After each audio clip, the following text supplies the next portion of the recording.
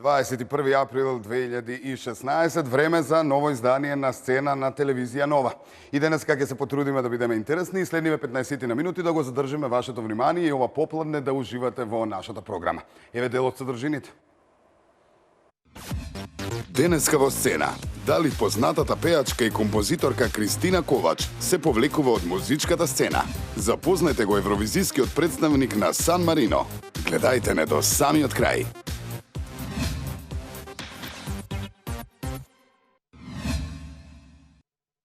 Да, останете со нас до самиот крај. Овие содржини малку подоцна. Сега ќе се занимаваме со шоу-биз вестите. Поточно, оние кои што тројца ги вметнавме во денешните шоу-биз вести имаат по 44 години сосема случајно. И ќе зборуваме со дел од нив за нивните роденденски прослави, што добија за нивниот роденден. Поточно, ќе зборуваме во следните неколку минути за Северина, Жејко Јоксимовиќ и тука ќе го вметнеме Рики Мартин. Еве со што. Sonó la campana y el fin de semana se deja ver. Vestido de Рики Мартин присуствуваше на хуманитарната гала на Американската фондација за истражување на сидата, која се одржа во Бразил. Познатиот пејач за прв пат се појави на свечен настан заедно со својот нов партнер, Јован Јосеф. А додека на настанот во Сао Пауло, обожавателка на Рики Мартин плати $90,000 само за да добие негов бакнеж. Средствата кои беа собрани на добротворната манифестација ќе бидат наменети за потпомагање на борбата против сидата.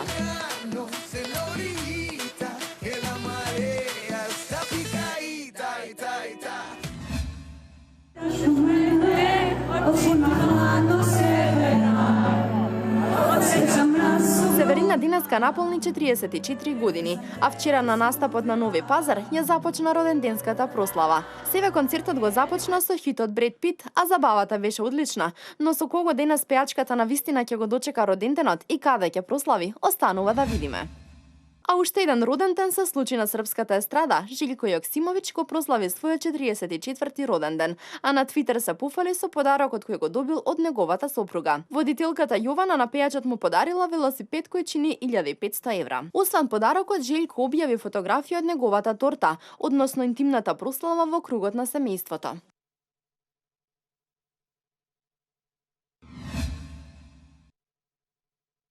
Да, кој што, како, ќе дознаеме веќе во утрешното издание што се однесува до Jet Set кусите вести. А сега продолжуваме со интервјуата и оние ексклузивни разговори во продолжение. Имено, веќе добро знаете дека се случуваше сајмот на книгата и многу од оние нови и веќе докажани писатели ги презентираат своите нови дела. Исто така од Србија допатува Кристина Ковач, која што се пофали со својата нова книга преведена на македонски, а Причина Плюс имавме да промуабетиме со неа околу музиката и тоа зошто нема на музичката сцена. Дали ќе се откажува од музиката, ќе дознаеме во продолжение.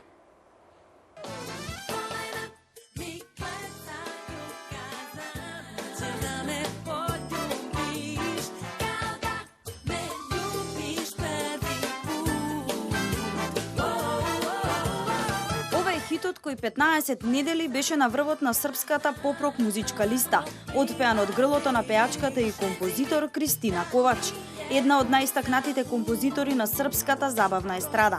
Сигурно ја препознавате и како членка на жирито од првото регионално талент шоу X Factor. Неодамна беше во посета на Македонија, но во една поинаква улога.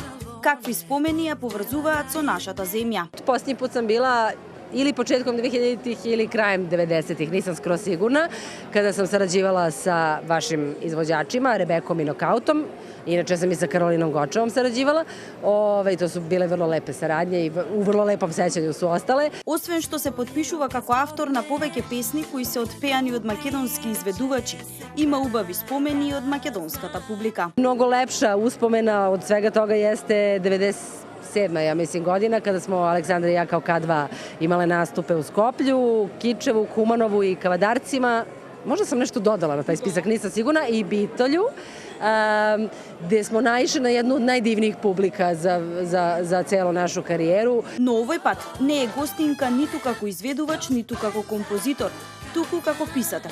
Дрво на животот е прв роман напишан од Кристина Ковач, во кој се трага по одговорот постои ли погрешно време за вистинска љубов, што беше пресудно да се најде и во оваа улога. Se dogodilo zapravo da napišem jedan kratak post na mom blogu kao mali esej o ljubavi koji su mediji preneli i onda su žene počele na ulici da me zaustavljaju i da mi govore koliko je to dirljivo i kako su one plakale čitajući to. I ja sam bila prilično zaprepašćena zato što sam to kod kuće napisala za 3 minuta, inspirisana ljubavlju prema svom partneru.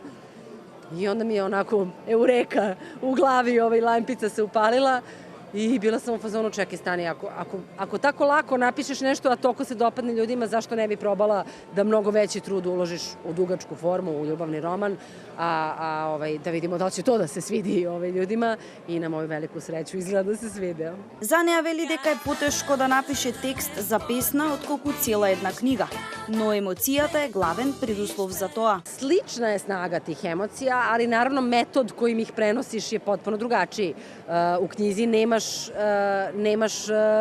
vozilo koje se zove muzika, imaš samo reči, ali to s druge strane to uopšte ne čini taj oblik i tu formu umetnosti manje ekspresivnom. Čak šta više, ja imam utisak da negde je lakše izraziti kroz pisanu reč tu emociju koju sam ja barem htjela u ovoj knjizi da prikažem, nego kroz pesmu, samo iz jednog razloga što je napisati tekst za pesmu meni mnogo teže nego napisati pa čak celu knjigu. Дрво на животот е роман во кој главна тематика е љубовта, но и место каде Ковач ги пренесува незините ставови, емоции и размислувања, многу теми кои можат да ја допрат секоја жена. А љубовта кон незиниот животен сопатник Игор, мотив. On je negde onako iz daleka vrlo sličan mom muškom junaku u knjizi. Zapravo je najsličnije to što je sama Katarina, glavna junakinja, pronašla u godinama u kojima je pronašla, u 30-im čoveka kakvog je tražila. Tako nešto se i meni desilo i to je ta glavna paralela između mog života i ove knjige. Naravno, ima mnogo paralela, ali generalno me ljudi pitaju da li je autobiografska i ja uvek kažem nije. Во моментот музиката ја остава настрана, а причината за тоа е следна. Generalno, opet sam u fazi kad se pitam dobro, a šta sad? Malo sam iskreno demotivisana čitavom situacijom sa pop muzikom u Srbiji. Naravno da ima puno talenata i puno dobrih izvođača i muzike, ali nažalost pod novonastalim okolnostima toga da mediji guraju isključivo neku mešavinu popa i folka ili samo folka, oni ne mogu uopšte da dođu do publike. Она на што планира да се посвети Кристина во блиска иднина е композиторската кариера надвор од границите на Србија, но и промоцијата на незиниот прв роман Дрво на животот.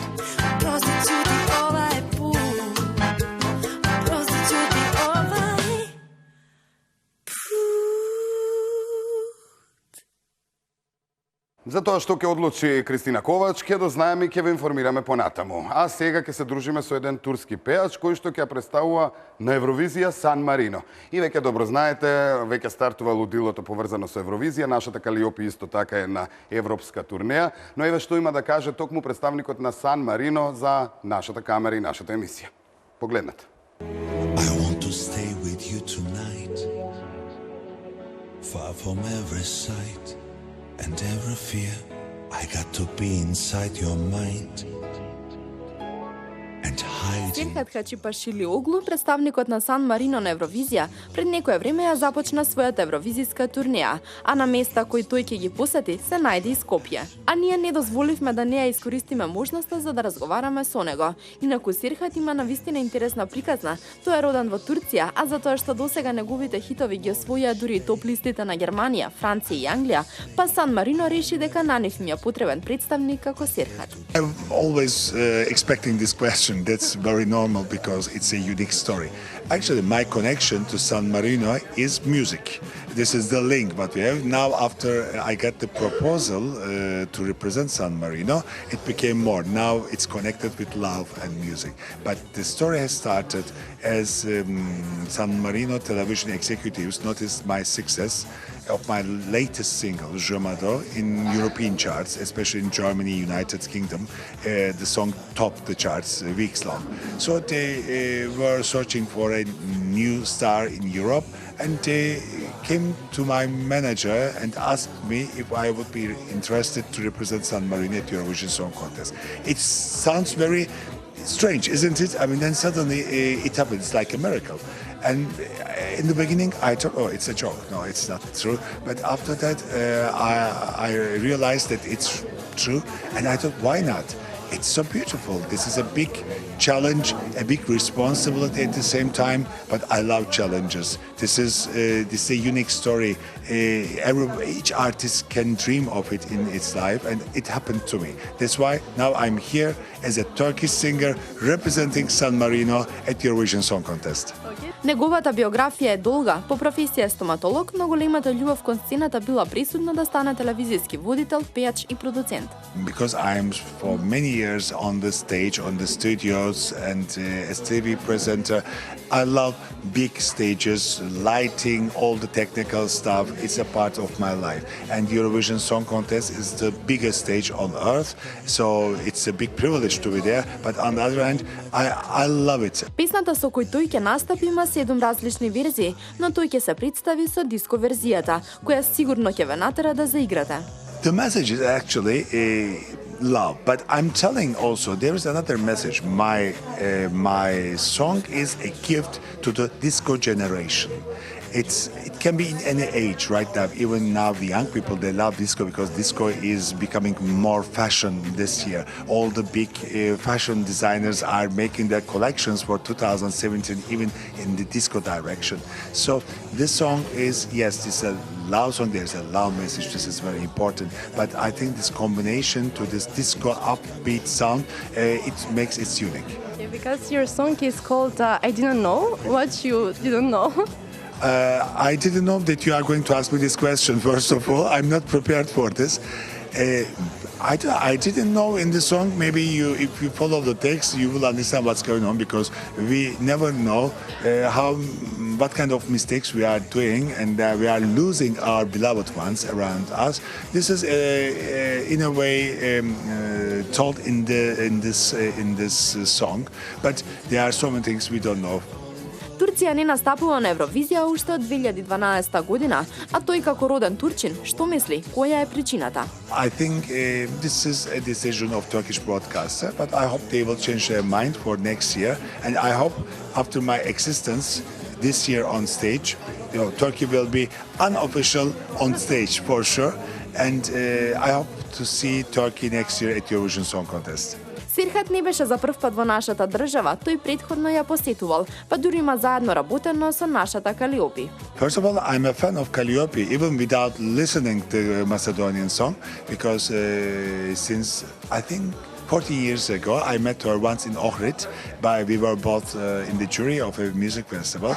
She's an amazing artist, wonderful voice, very professional, and a good personality. I mean, all together, we say the whole package. This is perfect. So that's why I love Calliope's songs in general. До почетокот на 61-то издание на Евровизија има 19 дена. Севкупно ќе настапат 43 држави, па кој е неговиот фаворит? Right now, we know only video productions, studio productions, but this is not a video contest. So we have to watch all the artists on stage live with their staging.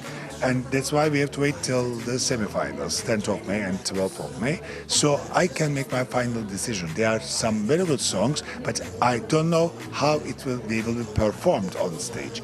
И за крај го прашавме која е неговата порака, а тој не пропушти да не потсети дека треба да гласаме за Сан Марино. Good luck to Calliope. I'm really excited to meet her in Stockholm. And what can I say? Vote for San Marino, of course.